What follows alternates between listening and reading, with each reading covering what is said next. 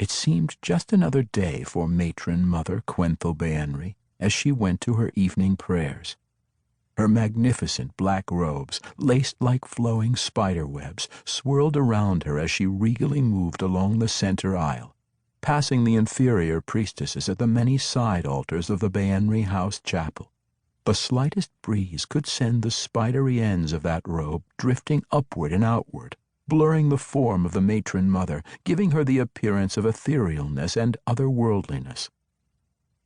Quenthel's sole surviving sister, Sosumtu, the first priestess of the house and keeper of the chapel, had preceded her to prayer this evening and now prostrated herself, face down on the stone floor, legs tucked in a tight kneeling position.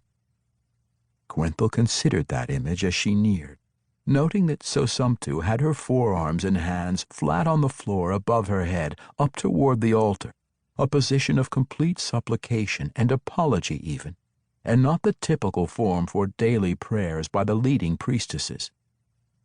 A priestess of Sosumtu's station rarely assumed so humble an entreaty. Quenthel walked up close enough to hear her sister's chanted prayer, and indeed, it was an apology, and a desperate one at that. The matron mother listened for a bit longer, hoping to catch some hint of why Sosumtu would be apologizing, but caught nothing specific.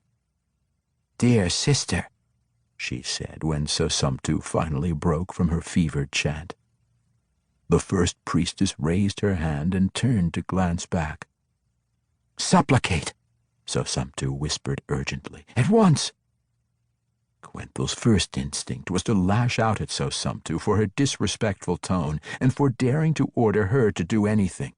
She even put a hand to her snake-headed whip, where the 5 writhing, sentient serpents continued their eternal dance. She was surprised as she grasped the weapon, though, for even Casothra, the most bloodthirsty of the serpents, warned her away from that course, and rare indeed was it for Casothra to ever counsel anything but the lash. "Hear her," purred Shiv, the advisor serpent. "Sosumtu is devout," Ingoth agreed. With the counsel of the serpents, the matron mother realized that only a matter of great importance would ever coax such irreverence from her sister. After all, Sosumtu was much like Triel, their deceased older sister, reserved and quietly calculated. The matron mother straightened her robes out behind her and fell to her knees beside the first priestess, face down, arms extended in full surrender. She heard the screaming, shrieking actually, immediately, the discordant cacophony of demons and of Lady Lolth herself, full of outrage and venom. Something was very much amiss, clearly. Quenthel tried to sort through the possibilities. Menzoberranzan remained on edge, as did most of Toril, as the world continued its realignment after the end of the spell plague some 5 years previous. But the Drow city had fared well in that time, Quenthel believed. House Orlaran, third house of Menzoberranzan, in league with House Behenry, had established a strong foothold in the dwarven complex formerly known as Gauntlgrim and soon to be known as Quz Orlaran.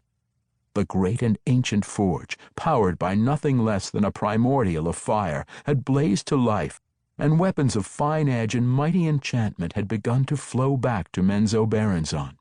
So secure did the new sister city seem, that matron Xyrith Zorlaran herself had begun to make preparations for her departure, and had requested of Menzoberranzan's ruling council that it approve the name of Quz Orlaran for the new settlement, and as the permanent abode for her powerful house. Replacing that house on the Council of 8 could prove messy, of course, as was always the case when those houses immediately below the top 8 ranks saw a chance at ascendance, but Quenthel remained confident that she had those issues under control. To keep listening to this audiobook, I've left you a link in the description so you can do it, at no cost thanks to Audible's 30-day free trial.